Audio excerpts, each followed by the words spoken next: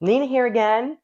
Block of the month, Starry Night, legit kits, and we are in month number 3. 3. Can you believe we are month number 3? I mean, that's just like, it's just going so fast for me. I don't know about you guys, but for me, I feel like whoosh, time is going fast. And I am trying to come up with something fun for you to do this month. I like to give you different techniques because I truly believe one technique is not right for everybody. And so I hope that doing this in small bites each month, you get to try something a little bit new and see what works for you, what product might work for you, what style works for you, what organization method works for you, just kind of like what makes you successful. So I hope I'm showing you a whole bunch of different ways. And so today, this month number 3, I already have all my little pieces here. And what I've previously done is I have already gone through the big binder. I have already starched my fabric. I pressed my fabric. I put all of the fabric into their little sleeves by alphabetical order. If it was a new fabric color that we hadn't addressed yet, it got a new sleeve and it got put into this binder. And then the binder gets and the binder's gotten really big. It had dessert after Easter. After I put everything into that binder, then I cut all of our pieces just like we did before. And when I say pieces, I mean segments. I cut all the segments out of the paper. What did I do before I cut the segments out of the paper? I took the paper to the copy machine and I made my emergency backup first. So my emergency backup, of course, is in that binder as well. And then I cut out my pattern pieces. So this is a segment. And after I cut my segments out, as you know, I like to pre-cut all of my fabric. So I've pre-cut all my fabric. But what I have here now is this big debacle of stuff. Whee! And I mentioned last month that I like to kind of play a little game, like what I like to call running downhill. I like to try and feel like the more I go, the faster I'm getting versus like driving. You know, when you're on a car, when you're doing like a really long car ride and you know that this drive like cross country is going to take you 3 days. That first day, I like to cover as many miles as I can on that first day. And the second day, almost as much, so that when you finally get to that third day and you're really done driving, it's a short trip. It's like a wake up in 4 hours and you're there. So I like to take all of these pieces, and now instead of looking at these, I said pieces, but all of these segments that have their pieces, now I ignore the letters. I keep everything pinned, and I'm going to look at the numbers. And I'm going to take this whole pile of stuff and I'm going to organize them by how many pieces are in the segment. So this one right here has 1, 2, 3, 4, 5. 5 pieces of fabric on this segment. And I'm going to create a pile just really quickly. You know, this is the kind of thing I do in front of the TV when I'm done sewing. I know I'm too tired to sew. All my pieces are ready. So I'm going to get my space prepared for tomorrow morning when I wake up and I'm going to start sewing. So I take that first one that says there's 5 pieces of fabric in that segment, and that's a 5 pile. And this one, this is a 2 piece of fabric. There's just 2. So that starts a 2 pile. And now all I'm going to do is I'm going to organize these, and I'm going to show you. I'm going to move the camera, put it down here, and fast forward, dish this out like I'm playing with a deck of cards. And I'm going to organize them from 2 pieces, 3 pieces, 4 pieces, whatever the most is. You know, this one here has 9, so it's going to be over here. And then what's going to happen is I'm going to have these piles of segments with their pieces. And when I take it to the sewing machine, I start with the mostest, so that as I'm going, it's like running downhill or driving downhill. It's not uphill, it's downhill. So all of a sudden, this one that had 9 pieces might have taken me, I felt like forever to put it together. But as I keep going, all of a sudden I'm like, woohoo, I'm speed racer when I get to the 2-piecer. So I'm going to show you how that looks, and then we're going to get sewing.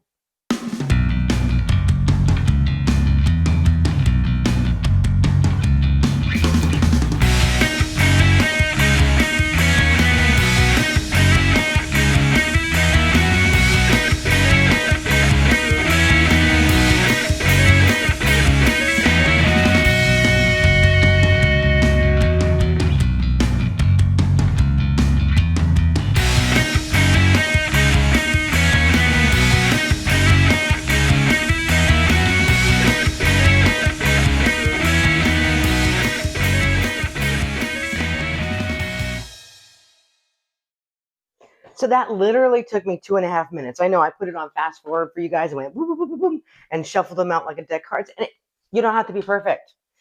If you get a 3 in a 4 pile and a 4 in a 3 pile, no big deal. But this 9 one, this 9 one, that was our biggest one. I'll start here. I'll sew with this one first. This one's going to take me the longest. And then I have 1/8, and I just kind of stack them. I'm messy. It doesn't have to be perfect. I've got one with 7. I've got quite a few with 6. And I've got a stack of 5s and a good size portion of 4s. Whoa. Dropping my pieces, 4s, and I've got some 3s and a handful of 2s. And like seriously, okay, 1, 2, 3. I've got 4 with only 2 pieces. So when I get to these, it's going to be screaming Mimi fast. And that's it. That's my whole stack right here. Look how small this stack is. That's why doing a legit kit, block of the month style, is so rewarding, because you tackle small pieces at a time, and you're not overwhelmed with, say, like the firefighter that has 2,400 pieces of fabric. Ay, ay, ay. You know, this is doable. We're going to do this in a day. Woohoo! And then we're going to be ready for month 4 after that. Can you believe it? So after we sew these, I'm going to sew them. We'll put them together. We'll make what we're supposed to do for month number 3.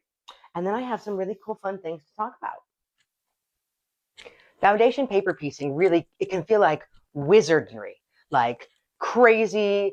I don't know how to do it, but you guys are in month 3. And whether you're putting along one piece at a time, that's totally okay. Or if you're totally already ready for month 4, geez, you're ahead of me. That's okay too. What I want to talk about are some of the most common mistakes people make when they are learning to foundation paper piece. Mistake number 1. Mistake number 1 is sewing on the wrong side. That comes up almost always when you're new to foundation paper piecing with piece number 1. Because what you're used to doing, we're used to taking, and I have some scraps here. There's a piece of fabric and there's a piece of fabric. And we're used to going, well, where's the wrong sides? Oh, look, no wrong side. Great. Then I can just put the 2 together, which is if I were sewing, I would put the 2 raw edge seams together just like this. I got 2 raw edge seams together. And now we're used to actually either side sewing this 1/4 inch right here right on the fabric. Now we have to introduce that little weird thing called foundation paper. Where's the paper go? Where's the first piece go? How do I know how to sew this? And so that's the first mistake, is sewing on fabric. Sewing on fabric is not what we're doing here. This is foundation paper piecing. So you end up with a piece of fabric on paper. And when you go to your sewing machine, what the needle should be going through always is the paper. So you should be staring at the paper, which has sew lines on it, which is like paint by number, sew by line. You should be looking at paper. So on that first piece of fabric, if you're ever looking at fabric on your sewing machine rather than paper, you've got it upside down. So always sew on the paper. That's mistake number 1. That brings me to the most common mistake number 2. The most common mistake number 2 is not sewing with a small enough stitch length. So when we have these little tiny pieces that we are putting together like this, and they are attached to paper like that, eventually you end up making a block like this, and then you end up adding the blocks together, and you have these larger segments, and eventually, finally, you'll end up with a big quilt. When we're done, you get to take the paper off, and when you're taking the paper off, if you use a stitch length that's normal size stitch length, like 2.5 or a 3, and if you're using a Singer featherweight like I do, a 1936 Singer featherweight, there's no little push button numbers. You have to turn the dial, and you have to find what's a really small stitch length. So if you have a computerized type sewing machine, you really want to be at that 1.5, 1.8 stitch length. And when you're on that Singer featherweight, the older machine, you keep turning that knob until you're up in that like 18, 20. It's really tight. What's the downside to it being really tight? Well, what's wrong with it being too big, right? What happens when it's too big is when you go to pull that paper out, and when this is finally done and you go to pull this paper off, you're going to pull your stitches out. And if you pull your stitches out, that means like this seam right here where you have the light blue and the dark blue, if you pull those stitches out when you pull the paper off after this has all been put together, you literally will be able to put your finger through here because there'll be a hole in your quilt because you'll have pulled the thread completely out. So you want that, a really tight, small stitch length. What's the other downside to small stitch length? Yeah, our friend Jack the Ripper. Our friend, he's not really a friend, is he? When we have to take a date with Jack the Ripper because we made a mistake and it's time to take those seams out, oh, I'm not gonna lie, it totally sucks. I can't stand seam ripping. Now I know there's some weird people out there that think seam ripping is like completely cathartic and they like it and they enjoy sitting there ripping seams out. I'm not one of those people. There's a number of tools that I actually really like for seam ripping because it helps me not make a massive mistake. And I want to show those to you. These are my 3 most favorite seam ripping tools. I shouldn't say favorite. When I have to use these, they're really not my favorite. But these 3 things right here are what keep me sane if I have to take a seam out. And just yesterday, I took probably 3 or 4 seams out when I was working on a different foundation paper piecing project. And I knew the seam was going to be, you know, I sat there and I stared at it. Oh, do I have to really take this out? Yes, you have to take it out. So when your stitching is really small, which is what you really need, yeah, it's a pain in the butt, but you got to take it out. So my first tool that I really enjoy is this guy right here. This is a curved awl. This was introduced to me when I first started long arming, and it's really just an awl. It's like a poker. It doesn't cut. It doesn't rip. It just has this little tiny hook on the end, and it's actually sharp. So if you are aggressive, you can actually puncture a hole in your finger. So you want to be careful with it, but it's also not cutting anything. So there's no blade like a traditional seam ripper where you put the little ball underneath and brrr. This doesn't have that. It's just a little hook. And so when my stitches are really nice and tight, I like this because I can't go brrr and cut my fabric by accident. I literally will unpick a tiny thread at a time until I get to where the very beginning of what I need to take apart is loose. And then I switch tools to one of these 2 things here. Now, this one is not your average kind of tweezers. This was a tulip pink tweezer, but it was the shape. It's this weird, has a weird flat part here with a little hook and a curve. And again, it helps me get underneath there and I can kind of pull out stitches kind of one by one. And again, when they're really tight, this is going to take a long time and it's kind of a bear, but I don't put holes in my fabric when I use this one. And my third now new favorite seam ripper thing is not for my eyebrows, but this is it's like one of those face things, you know, eyebrows or your face. Someone gave this to me and I'm like, I'm not using that. That's stupid. Okay, this thing's golden. Okay, this thing's golden. So I use the other 2 items first to kind of get those threads going. If I have to take this one out, if I had to take this seam out right here, I literally would get underneath these 2 pieces of fabric right here, and I just kind of slowly kind of shave. It's kind of a shaving, whoop, kind of a shaving motion. I start to pull that fabric apart right there, kind of a little shaving motion. And I get under here and I start to slowly shave those threads apart between the 2 fabrics as I go. And that way I don't damage the fabric, but that is how I get the thread out. So tight, tight stitches, you really need that. And then slowly take it apart if you have to take it apart with one of these 3 tools or all 3 of them. And the other danger that you have when you do that is, oh yeah, okay, so the paper ripped a little bit and you weren't ready for the paper to rip.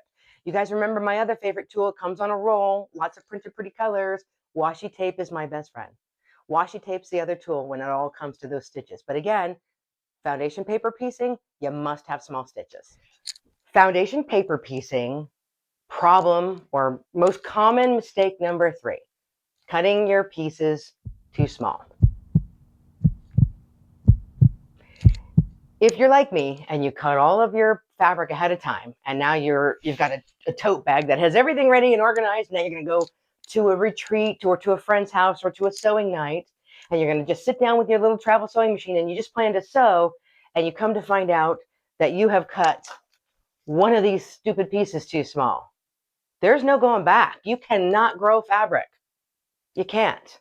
I mean, like, you just can't. You have to cut a new piece, and maybe you don't have any more of that fabric left. You ran out. So, like, don't panic. You get a hold of Legit Kits, they'll get you another piece of fabric. You just call them up, you let them know who you are, what you bought, what fabric you're too short of because you made a mistake. You even say, I made a mistake. They're going to get you some more fabric. We want you to be successful, so we're going to make sure you are that. But before that happens, cutting the fabric's too small. That's a very common mistake in foundation paper piecing. And for me, I combat that with this.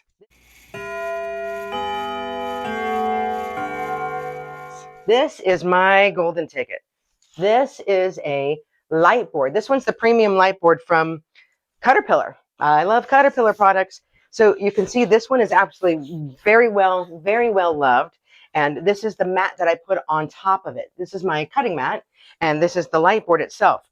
So the light board itself, look at that. It's bright. I just charged it. So this one, look at, there's no plugs. Look, Mom, no hands, no plugs. So I'm not getting tangled up by my feet.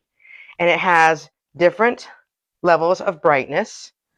Boom, booyah, look at that, right in your bright. And then it has these cutting mats that fit right on top. This one is the gridless, no grids. Look at that, no grids in the way. And this is what I use to cut all of my pieces. And what I do is I will take my pattern piece, which I've shown you before, and I will put that on here, and I can tell that this is going to fit. Like this piece of fabric, my pattern piece fits on that piece of fabric. I cut all my paper pieces this way.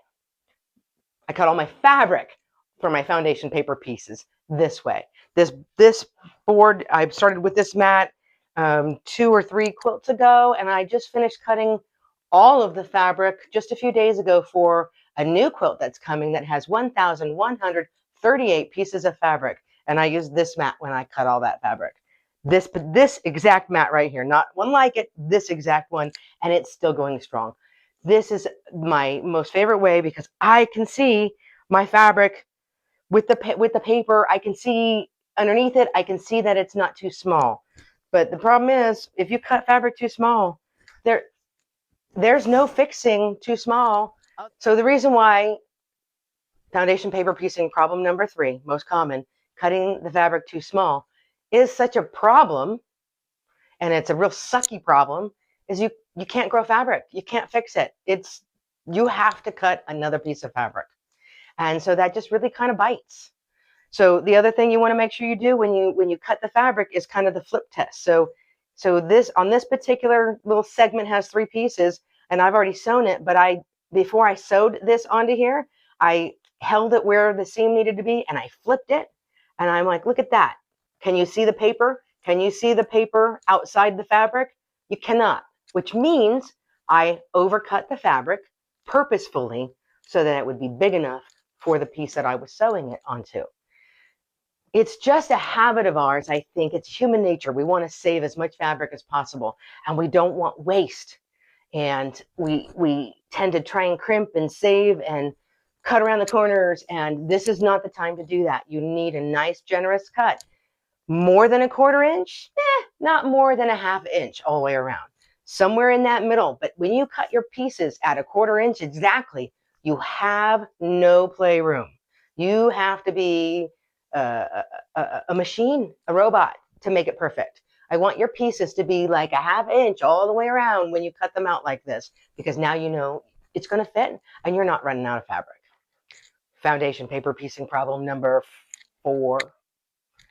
Number 4, most common mistake, foundation paper piecing for new foundation paper piecing people. Hey, say that 5 times real fast. Is after you've made all your pieces and you've made all your segments, and now you're putting all these segments together and constructing the block, is going out of order. And that is where Legit Kits has really taken this to heart and made it really simple for you. This is a pattern guide, assembly guide for a different quilt, because you guys are doing Starry Night and none of these have been like atrociously long directions. This particular pattern assembly guide that I'm holding in my hand right now has 15 steps. And I have actually seen some blocks that have 30 something steps. You have to sew this in order. So this is where Legit Kits really shines. They have these directions that go in order for you. You literally just follow the steps, follow the steps, follow the steps. Don't skip one. If you skip one, it's like making a pair of pants and finding out that you forgot to put the zipper in. And now you go to try to put the zipper, but you've already put the waistband on.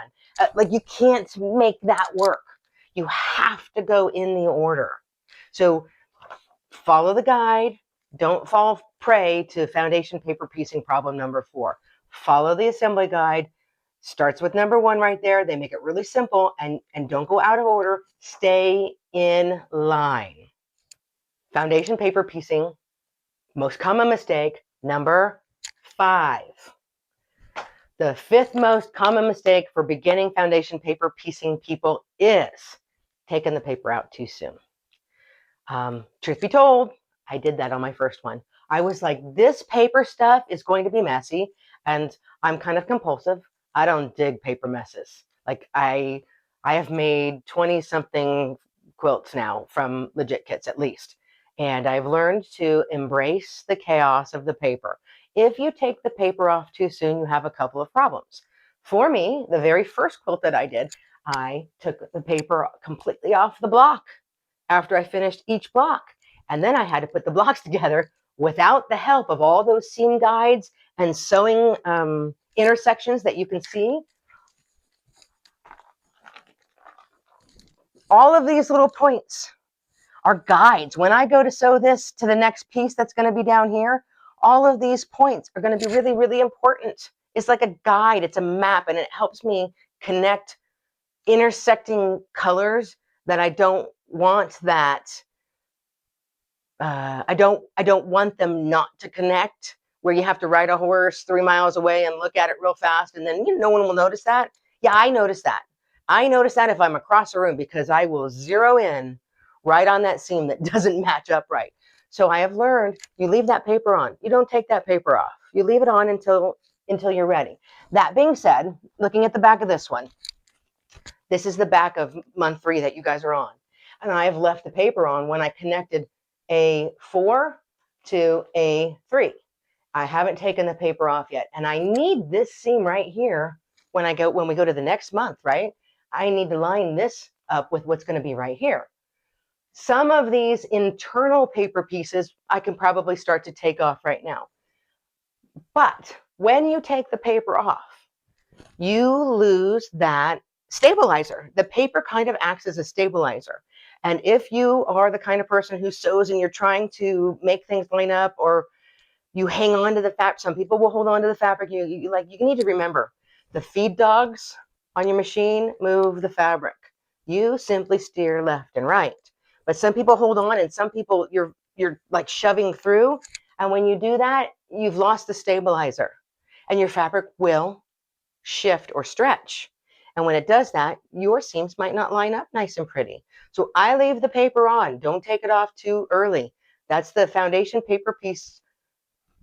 That's the paper piecing foundation. Most common problem number 5, taking the paper off too early. Don't do it. Have a paper party. At the very end of this thing, put your, clear your floor. If you have a wooden floor or a tile floor or a linoleum floor, perfect, because you can just sweep it all up as soon as you're done. I, unfortunately, in my sewing room have carpet, and it sticks everywhere. So I have a very specific vacuum cleaner that's just for this room, and I will sit there and undo all of that fabric, all of the paper from the fabric at one time, and get that bad boy out and clean it all up. That's what you should do.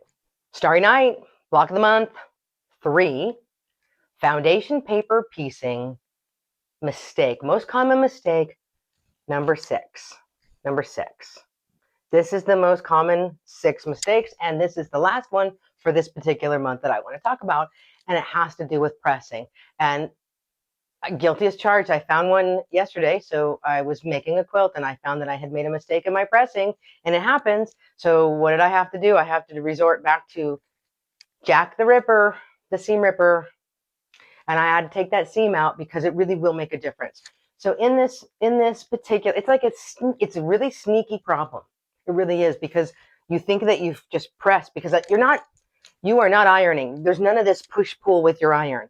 It's a pressing. So you make sure that the seam is nice and open after you've sewn it, and then you press it. And sometimes you're tired. So in this particular one I'm holding right here, the seam is just right. But what if, and I'm going to move this.